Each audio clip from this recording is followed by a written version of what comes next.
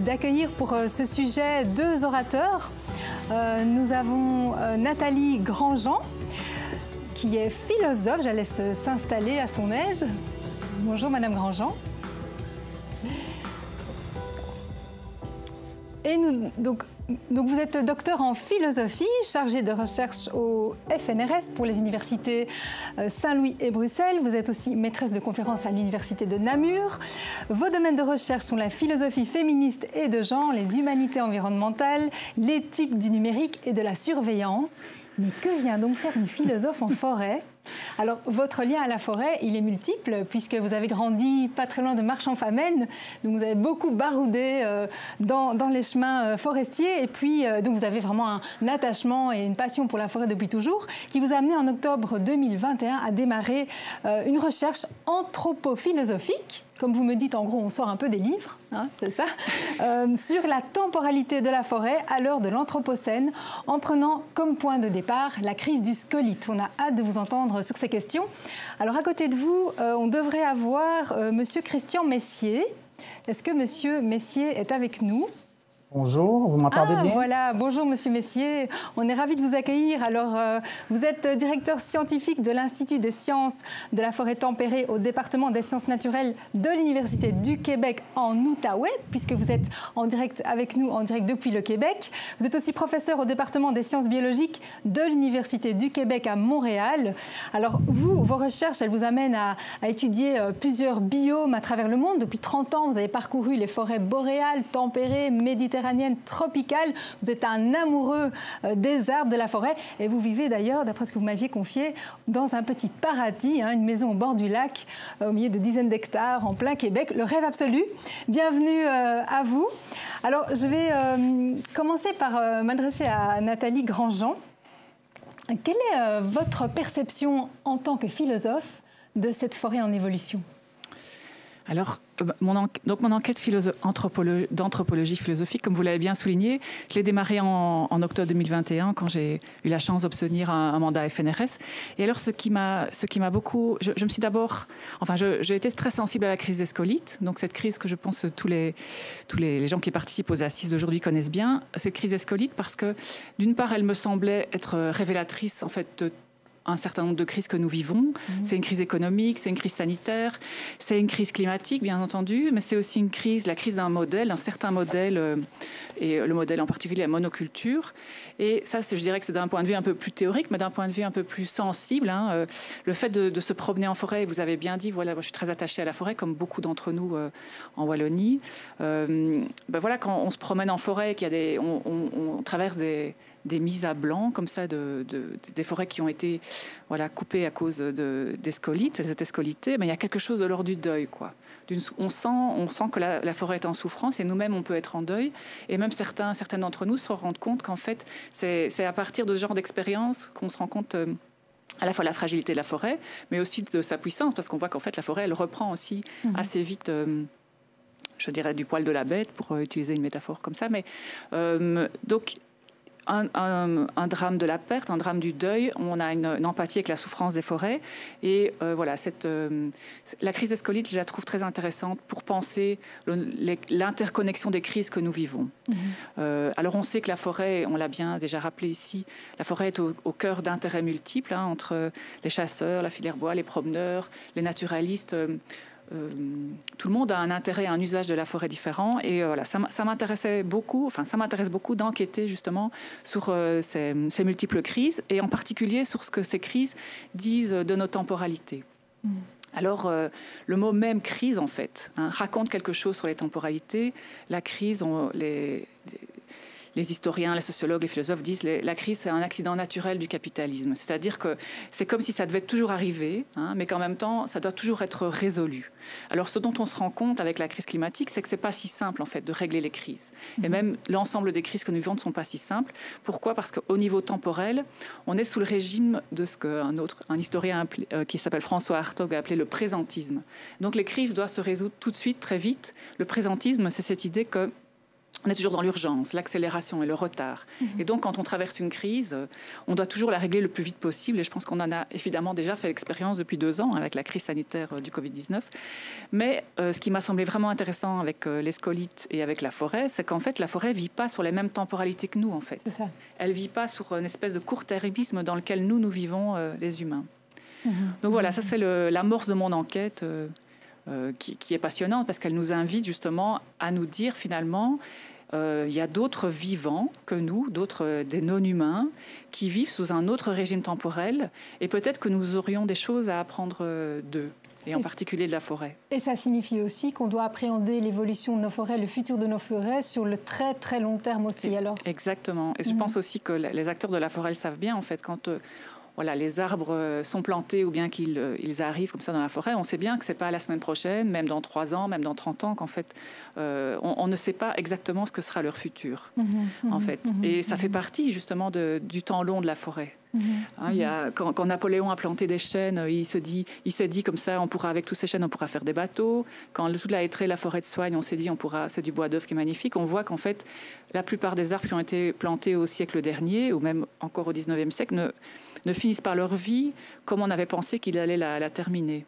Donc il y a quelque chose, si vous voulez, d'un temps très long, un temps qui, de plus en plus, pour notre esprit humain, est difficile à appréhender et auquel, je pense, on doit s'intéresser pour peut-être un peu apprendre, pas simplement apprendre à ralentir, mais apprendre à appréhender notre rapport au monde de manière différente. Oui, et par rapport aussi par rapport à la temporalité de la forêt, le fait aussi que quand on plante un arbre, on n'en verra bien souvent pas les fruits. Donc les acteurs de la forêt sont quand même déjà dans une temporalité plus longue que la plupart de nos concitoyens. Parce que la forêt impose déjà un certain laps de temps avant de récolter les fruits de ce qu'on a planté. Mais ce temps-là devrait être encore plus long, selon vous. On devrait encore laisser plus de temps à la forêt de se déployer. Précisez un petit peu cette question de la temporalité. Oui, ce que je cherche dans mon enquête ici, c'est pas simplement quelque chose de prescriptif. On devrait faire comme les forêts, mais c'est surtout essayer de comprendre finalement que la forêt, comment dirais-je, nous donne des leçons qu'on ne veut pas voir. C'est ça, en fait, que j'essaye de montrer pour le moment. En tout cas, je sais ce que je cherche. C'est-à-dire que quand on a cette crise des scolites, on fait des mises à blanc parce qu'il n'y a pas le choix. Et alors, on voit qu'il y a un certain nombre d'acteurs de la forêt, parce que j'ai commencé à faire des interviews avec un certain nombre d'entre eux, disent c'est pas très clair de ce qu'on va replanter en fait. Est-ce qu'on va planter ceci, on va planter cela? Est-ce qu'on ne devrait pas plutôt privilégier telle essence ou bien la régénération naturelle? Enfin, il y a plein. Mais en fait, surtout, on voit que c'est une crise aussi de l'impossibilité de la gestion. La gestion qui est un régime dans lequel on est tous, en fait, ici, je veux dire de manière politique, mais même dans nos vies, on est dans un régime de la gestion, c'est-à-dire d'anticipation, de préparation, de planification. Et on voit qu'ici, avec l'ensemble des crises qui arrivent, et les scolites, enfin, ces crises des scolites est un peu le révélateur, on voit qu'en fait, ça ne fonctionne plus. Et donc, c'est pas simplement s'inspirer, c'est aussi essayer de comprendre qu'il y a peut-être d'autres temporalités qui nous feraient réfléchir peut-être à une autre gestion, mais aussi à un autre rapport au monde. Parce que les êtres, je pense, la forêt, évidemment, comment dire, elle se gère, donc elle a un mode de gestion qui est le sien, mais peut-être qu'on n'a pas été suffisamment attentif à son langage, à la manière dont elle se gère. Donc on a à apprendre de tout ça. Et surtout, on a, à mon avis, à abandonner ce régime du présentisme, en tout cas envers la forêt, et à ne plus la considérer justement comme une simple ressource qui doit être gérée, anticipée, etc. Donc évidemment que la forêt reste notre allié, mais pas forcément quelque chose qu'on exploite de manière bête et méchante, j'ai envie de dire. Vous voyez, vous voyez ? Tout à fait. Oui, je vois bien. Enfin, tout à fait. Mais donc, ça implique... c'est très bousculant, tout ce que vous dites là, parce que effectivement, aujourd'hui, notre façon d'aborder la forêt, la filière qui s'est organisée autour de la forêt, repose sur une ressource standardisée, sur des mécanismes qui sont bien en place, qui sont sécurisants. Donc, c'est compliqué, à un moment donné, de changer de temporalité. ça prend du temps de changer de temporalité finalement. Oui. Et donc, qu'est-ce que vous dites par rapport à ça? C'est très très difficile parce que cette particularité du présentisme, hein, que je vous disais, voilà, ce présentisme est ce qu'on appelle un régime d'historicité dans lequel on est. C'est-à-dire qu'on appelle ça présentisme parce que le passé et le futur sont toujours emportés par le présent. Hein, et c'est ça aussi qui crée l'accélération. Mais quand on crée tout le temps l'accélération, on crée l'urgence et on crée du retard. Et donc on crée aussi une espèce d'inertie qui nous empêche à un moment de s'arrêter et de prendre le temps. Voilà, de se dire qu'est-ce qu'on va faire avec qu'est-ce qu'on va faire, est-ce qu'on va laisser faire, est-ce qu'on va faire autrement, est-ce qu'on va peut-être faire intervenir d'autres acteurs autour de la forêt. Donc il y a quelque chose, à mon avis, effectivement de très important, mais de très difficile. Oui, parce qu'on est emporté par c'est le principe du présentisme, si vous voulez, d'être emporté par ce présent qui est toujours en train de se répéter. C'est ça. J'aimerais bien avoir l'avis de Christian Messier sur ce que vous venez de nous expliquer. Est-ce que vous êtes avec nous, Monsieur Messier? Oui, je suis là. Ah, voilà. J'ai beaucoup aimé ce que Mme Grandjean a dit et je suis tout à fait d'accord. Et j'ajouterais au terme présentisme ce qu'on j'appelle la certitude. Hein. On aménage nos forêts comme si on savait exactement ce qui va se produire dans les 50, 100 prochaines années. Et je pense qu'avec les changements climatiques, les changements globaux, on sait que c'est de plus en plus difficile. Mais je voulais faire peut-être un petit cours d'histoire pour vous rappeler aux gens que la foresterie, telle qu'on l'utilise aujourd'hui, elle s'est développée au 18e siècle à cause d'un manque de bois qui avait été créé par le début de la révolution industrielle. Et ce qu'on a fait pour développer la foresterie, on s'est inspiré de ce qu'on connaissait bien, de l'agriculture. Et on a donc simplifié nos forêts pour essayer de maximiser la production de certains types d'espèces qu'on aimait bien. Et je dirais que ça a quand même assez bien fonctionné dans les 100 dernières années. On a produit beaucoup de bois à faible coût.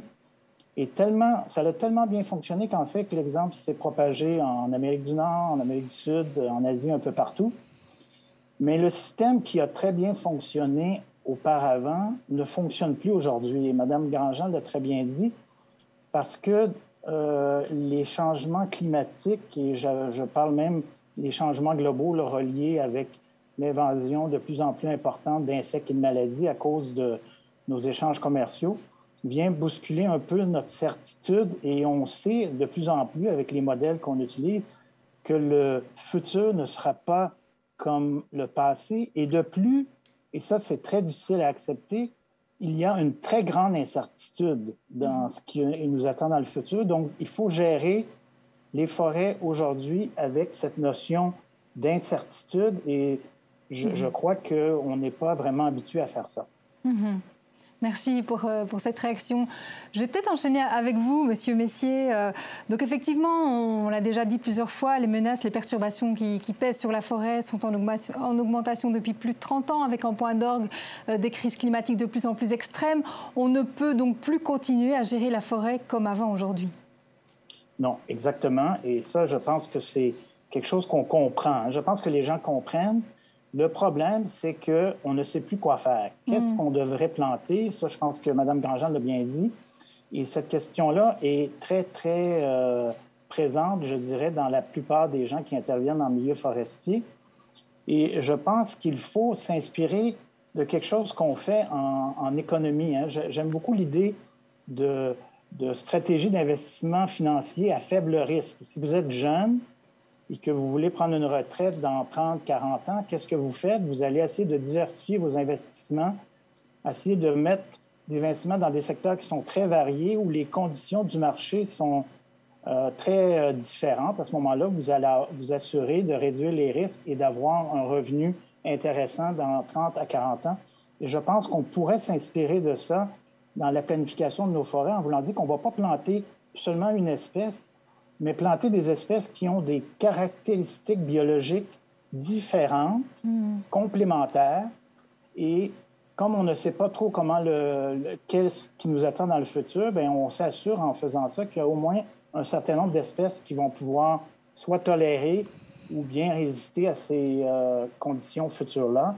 Et je pourrais prendre quelques minutes peut-être pour vous expliquer en quoi ça pourrait ressembler ça, parce que moi et mes collègues, on travaille justement à développer une approche qui est basé sur cette incertitude. Pour moi, j'appelle ça d'utiliser ce qu'on appelle les principes des systèmes complexes adaptatifs.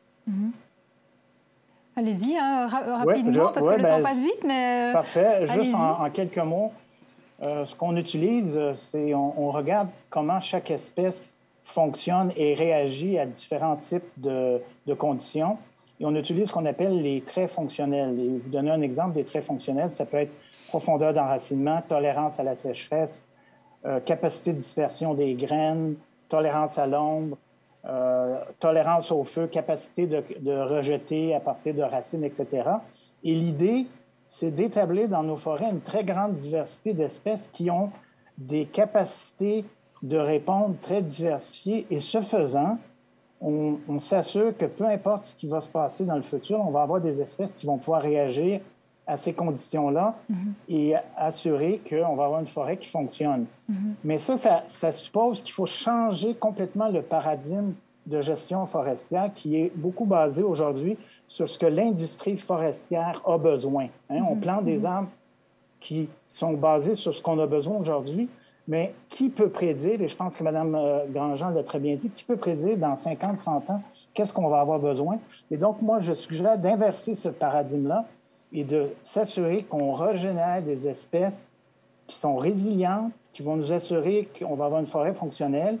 Et c'est certain que d'ici 50 à 100 ans, l'industrie forestière va pouvoir s'adapter aux espèces qui sont présentes. Donc, il faut vraiment complètement réinventer la foresterie qu'on a toujours fait dans les 200 dernières années. Et moi et mes collègues, on a plusieurs projets là, qui visent justement à essayer de mettre en place ce nouveau type de foresterie. Vous travaillez aussi sur la connectivité des forêts. Selon vous, plus les forêts sont connectées, plus elles sont résilientes. Est-ce que vous pourriez aussi expliquer ça en quelques mots Oui, exactement, parce que l'idée de connectivité des forêts est très bien connue au niveau de la biodiversité des espèces animales, les insectes, les oiseaux, etc. Mais c'est un principe qu'on devrait aussi amener dans la gestion de nos forêts, parce que l'idée, c'est que si on a des forêts qui sont bien connectées au niveau de la capacité de dispersion des graines, on peut déterminer quels sont les peuplements les plus centraux qui ont un impact très important sur les peuplements autour. Et ce sont les peuplements où on devrait, en priorité, diversifier les forêts en ajoutant des espèces qui ont différents types de caractéristiques. Et ce faisant, on va créer des zones qui vont permettre, s'il y a des perturbations qui se produisent dans un territoire assez grand, qui vont permettre à ce moment-là des espèces mieux adaptées de se disperser et de venir recoloniser des boisés qui sont adjacents. Je fais souvent l'analogie de vacciner nos forêts contre les changements globaux. On comprend très bien le principe actuellement. Donc, l'idée est qu'on pourrait y aller de façon systématique, parce qu'on ne peut pas reboiser ou changer la forêt de Wallonie ou les forêts du Québec du jour au lendemain. Il faut y aller de façon systématique, mais on pourrait déterminer les zones les mieux connectées qui vont avoir le plus d'impact en termes de diminuer nos forêts contre les changements globaux et donc d'avoir un impact beaucoup plus efficace là, dans les 10-20 prochaines années. Quand je vous entends, alors ça signifie aussi que la question de la biodiversité devient aussi centrale dans la manière d'aborder la forêt, alors? Beaucoup plus qu'elle ne l'a été jusqu'à présent, peut-être. Tout à fait. Et une des leçons, là, si on fait un regard de la littérature scientifique en écologie, dans à peu près tous les domaines, ce qui ressort, ce qui est très clair, notre allié le plus important dans la gestion de nos écosystèmes face à l'incertitude climatique et biologique, c'est la diversité. Mais pas n'importe quelle diversité, une diversité qui est complémentaire, qui permet à la forêt de s'adapter à ces nouvelles conditions-là, d'où l'idée de baser le reboisement ou l'aménagement des forêts sur des caractéristiques fonctionnelles, des traits fonctionnels diversifiés. Où est-ce qu'on en est au Québec dans ces réflexions sur la forêt du futur? Bien, je dirais qu'on est un peu comme en Europe, sauf qu'on était chanceux au Québec jusqu'à maintenant. On n'a pas eu de très grosses perturbations comme vous avez suivi, là, la sécheresse d'il y a quelques années, les tempêtes de vent que vous avez vécues récemment. Donc, les gens sont peut-être un peu plus frileux par rapport à instaurer des gros changements, mais je pense que l'idée fait son chemin, on commence à y penser. D'ailleurs, je suis en train d'élaborer un projet assez ambitieux au niveau canadien pour essayer de tester les approches que j'ai expliquées dans 4 provinces différentes, le Québec, l'Ontario, l'Alberta et la Saskatchewan. Donc, tester ces approches-là, voir quelles sont les conséquences écologiques, sociales et comment les mettre en place. Et je pense que si ça fonctionne bien, bien, on pourrait voir un gros changement dans la façon de gérer nos forêts dans les 10 prochaines années. Merci. Je me tourne à nouveau vers Mme Grandjean. Cette question du changement de paradigme que vient d'évoquer M. Messier, ça vous parle, j'imagine? Oui, bien entendu, ça me parle beaucoup. Oui, et ce que j'ai beaucoup aimé dans les propos de M. Messier, c'est cette idée finalement de redonner de la puissance à la forêt. Elle est déjà tellement puissante, mais redonner une puissance à travers sans doute un changement de paradigme, donc de pas simplement effectivement toujours la voir dans un court-termisme, mais lui redonner une puissance sur le long terme, et donc lui permettre, en favorisant la connectivité et toute cette idée de biodiversité qui est une biodiversité qui est réfléchie, effectivement on peut lui redonner une puissance que dans certaines parties, peut-être les parties en monoculture, elle avait perdue. La monoculture, je trouve que ça, c'est vraiment quelque chose, je pense, un paradigme auquel on est en train de renoncer. Et c'est très bien parce que c'est pas simplement qu'une question agricole ou forestière, c'est aussi une question de rapport au monde. Hein. Je pense à un ouvrage de Vandana Shiva qui s'appelle « La monoculture de l'esprit ». Et finalement, la monoculture de l'esprit, ça, à force de tout mettre en monoculture, on est aussi contaminé par cette idée-là. Donc je pense que ce n'est que vertueux de changer de paradigme, en effet. Changer de paradigme tout en intégrant évidemment les différentes fonctions de la forêt. Bien sûr. Qu'elles soient écologiques, mais aussi économiques, culturelles, sociales et autres, bien entendu, sinon on n'ira pas très loin. Bien entendu. C'est évident, hein, on doit oublier personne. Ouais. Et je pense que ça sera sans doute une des vertus de changement de paradigme, c'est de pouvoir avoir entendu tous les acteurs de la forêt pour construire. C'est aussi une manière, si vous voulez, de éveiller à une imagination autour de la forêt. C'est pas simplement qu'une question de meilleure gestion. C'est aussi mettre autour de la table les différents acteurs autour de la forêt. C'est aussi pouvoir stimuler une imagination et un autre futur pour les forêts. C'est ça. Parce que c'est ça qui nous manque pour sortir de ce paradigme de la gestion. C'est sortir justement d'une meilleure gestion, quoi. C'est ça. Et en parlant d'imagination, Monsieur Messier, vous qui avez parcouru les forêts du monde, s'il y a bien une chose que vous avez vue dans tous vos périples qui vous a particulièrement inspiré, ça pourrait être quoi? En fait, moi, ce qui m'a beaucoup inspiré, je dirais, c'est le lien étroit qui unit le futur de la forêt et le futur de l'humain, de l'humanité. Et je le vois partout, même dans les civilisations les plus, qu'on appelle développées. Ce lien-là est étroit. Vous avez mentionné la pandémie, la COVID, les gens qui ont dû rester chez eux. On a vu dans les grandes villes du monde l'importance des arbres, du milieu naturel, des parcs. Et je pense que ça augure bien pour le futur. Merci. Écoutez, le temps est déjà écoulé. On aurait aimé vous garder plus longtemps avec nous, mais c'est le jeu. Un grand merci en tout cas d'avoir été là depuis le Québec. Un grand merci aussi Nathalie Grandjean pour votre présence et bonne continuation à tous les deux dans vos recherches passionnantes. Merci. On espère vous réentendre à d'autres occasions. Merci à vous. Merci beaucoup. Merci.